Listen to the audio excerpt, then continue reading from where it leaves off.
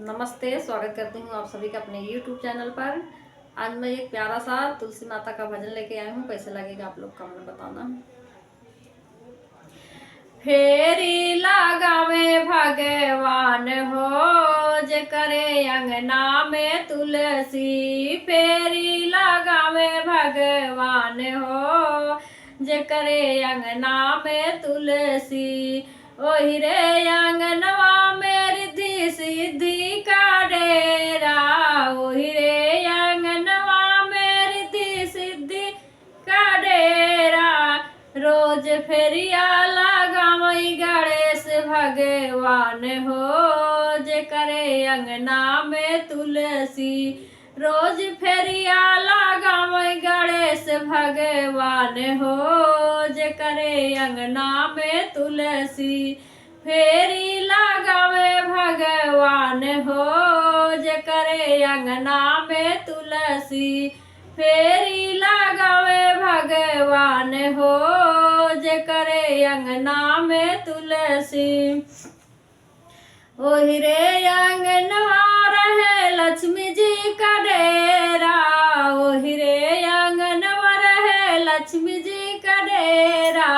रोज फेरिया लगावे विष्णु भगवान हो जे करे अंगना में तुलसी।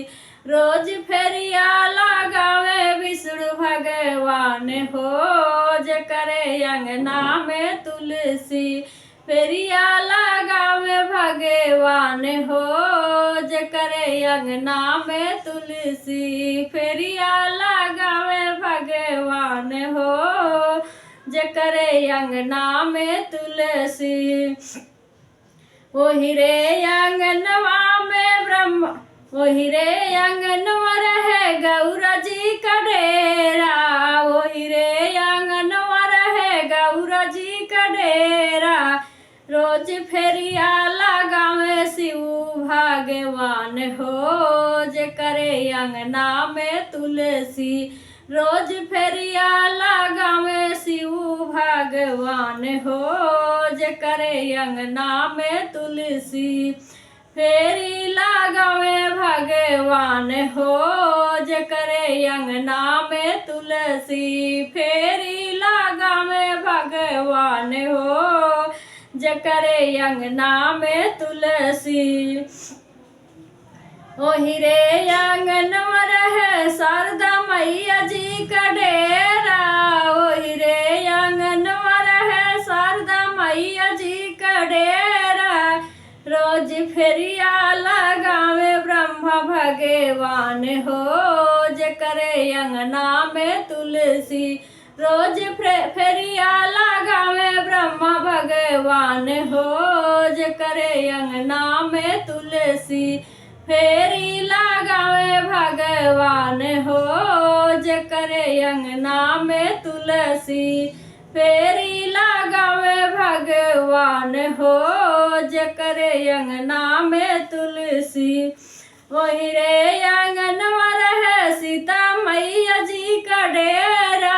ओहि रे अंगनवा रहे सीता मैया जी का डेरा। रोज फेरिया लगावे श्री भगवान हो। रोज फेरिया लगावे श्री राम भगवान हो जे करे अंगना में तुलसी। फेरिया लगावे भगवान हो जे करे अंगना में तुलसी। फेरिया लगावे भगवान हो जे करे अंगना में तुलसी। ओहि रे अंगनवा रहे राधा जी का डेरा।